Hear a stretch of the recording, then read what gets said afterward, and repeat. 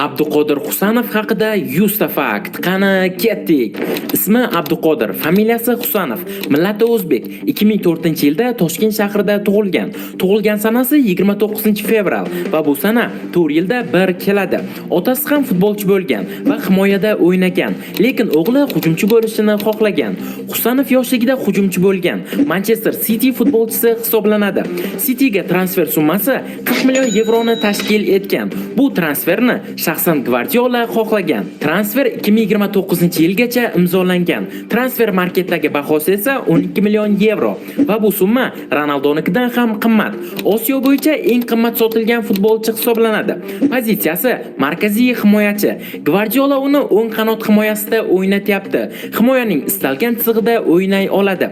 Professional faoliyatini Bunyodkorda boshlagan, lekin Bunyodkor Husanovni asosiy tarkibga olmagan. 16 yoshda energetik buguga o'tgan. U yerda 1 yil tarkibga tusha olmagan va faqat shug'ullanib yurgan. Energetik bugu safida 35 ta o'yinda maydonga tushgan va 4 ta gol va 4 ta assistni amalga oshirgan.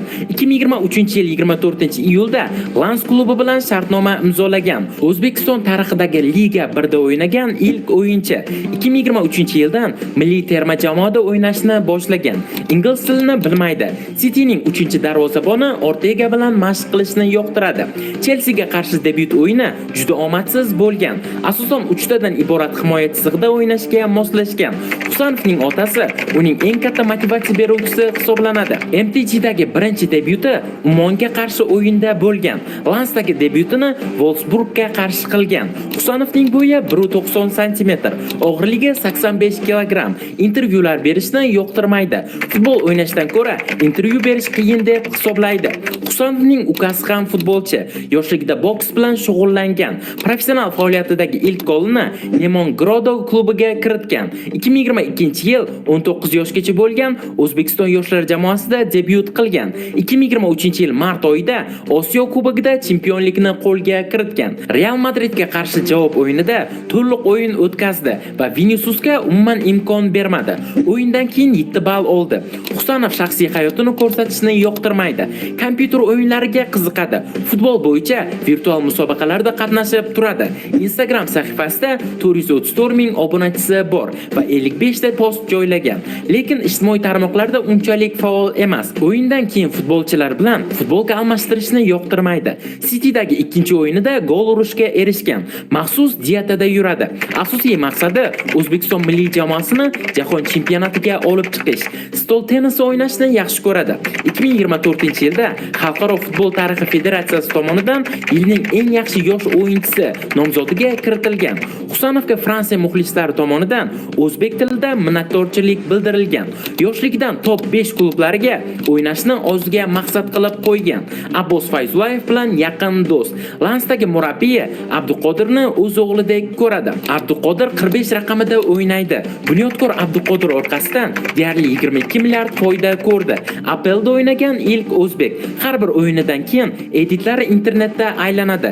City'dagi oylik maoshi 290 ming yevro. FC25dagi reytingi 72 ni tashkil qiladi. O'ng oyoq futbolchisi. Milliy jamoada jamoadoshlari sensirashga ruxsat berishgan, lekin sensiramagan.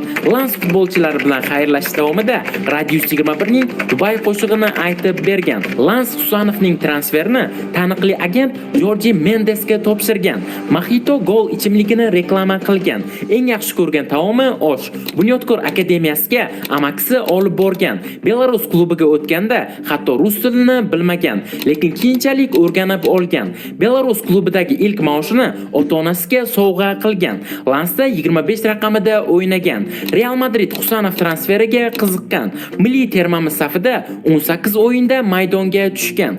Energetik bugu safida 45 raqami ostida o'ynagan va debyut o'yinida 2 ta assist qilishga ulgurgan. Taniqli insider Romanoning o'zi Husanovning Insta sahifasiga obuna bo'lgan. 2024-yil oktyabrda Husanov Liga 1ning eng yaxshi o'yinchisi bo'lgan. Himoyachi bo'lishiga qaramasdan, jarima zarbasidan ham yaxshi zarba bera oladi. Ronaldoning o'yini va hayotidan motivatsiya oladi. City muxlislari Husanov haqida qo'shiq yozishgan va Jackie Chan deb laqab qo'yishgan. Chelsea bilan o'yindagi xatosidan keyin City muxlislari olqishlab motivatsiya berishgan. Gvardiola intervyusida Husanovni Cityning kelajagi deb aytgan. Akanjining jarohatidan keyin asosiy tarkib o'yinchisiga aylandi. Rus kommentatorlari Husanov o'yinlarini hate qilishyapti. Gvardiola Reis va Husanov tanlovida hamyurtimizni tanlagan. Real Madridga qarshi o'yinda Husanov alohida samolyotda ketgan. Lekin bu haqida City rasmiy